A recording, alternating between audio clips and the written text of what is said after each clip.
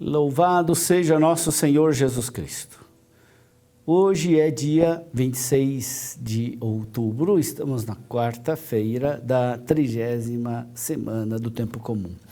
A leitura de hoje é de Efésios, capítulo 6, versículos de 1 a 9. Filhos, obedecei aos vossos pais no Senhor, pois isto é que é justo. Honra teu pai e tua mãe. É o primeiro mandamento que vem acompanhado de uma promessa, a fim de que tenhas felicidade e longa vida sobre a terra. Vós, pais, não revolteis os vossos filhos contra vós, mas, para educá-los, recorrei à disciplina e aos conselhos, que vêm do Senhor.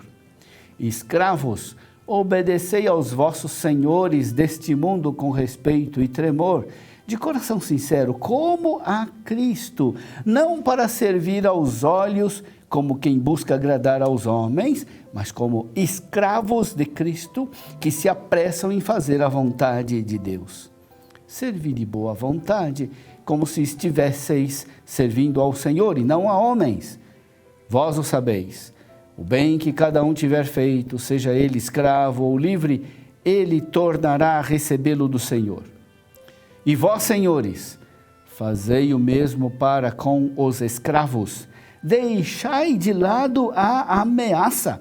Vós sabeis que o Senhor deles e vosso está nos céus, e diante dele não há acepção de pessoa.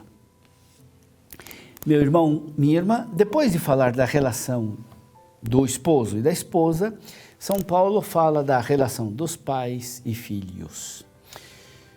Os filhos devem obedecer aos pais, com a condição de ser uma obediência no Senhor. Os pais não são senhores absolutos dos filhos, pois tanto os pais quanto os filhos devem obedecer a Deus. Nesse sentido, Paulo exorta os pais. Vós, pais, não revolteis vossos filhos contra vós, mas para educá-los, recorrei à disciplina e aos conselhos que vêm do Senhor. De novo, Paulo insiste que a disciplina e os conselhos não vêm dos pais, mas vêm do Senhor.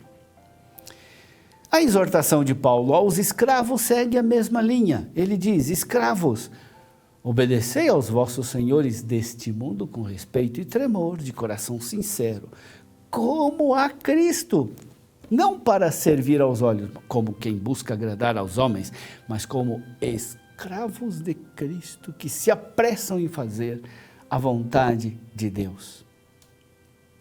Observemos com atenção, o decisivo e o importante na relação do escravo aos senhores deste mundo é servir a Cristo e fazer a vontade de Deus. O importante não é agradar aos homens, mas a Deus.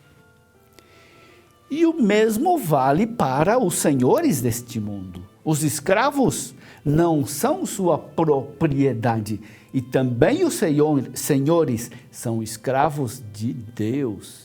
Da mesma forma como os escravos obedecem, assim os patrões devem obedecer a Deus e servi-lo. Os patrões não são Deus e o único senhorio é o de Cristo. O escravo só está obrigado à obediência somente se, através do patrão, obedecer a Cristo. O patrão deve se comportar com seu escravo de tal forma que, ao lhe ser obediente, obedece a Deus. Assim, tanto o patrão quanto o escravo são servos de Cristo e ambos devem obedecer-lhe. Tanto o patrão quanto o escravo são propriedade de Cristo e cada qual receberá de Cristo a recompensa segundo a sua obediência a Cristo. A fé em Cristo, como único Senhor, altera e transforma profundamente a relação escravo-senhor, ainda que a estrutura social não seja imediatamente transformada. Nesse sentido, a leitura de hoje continua sendo um chamado poderoso e exigente à conversão de nossa sociedade desigual, dividida em classes sociais. Se a nossa sociedade seguisse os conselhos de Paulo até o fim, ela seria bem melhor e não haveria tanta opressão e tantas desigualdades.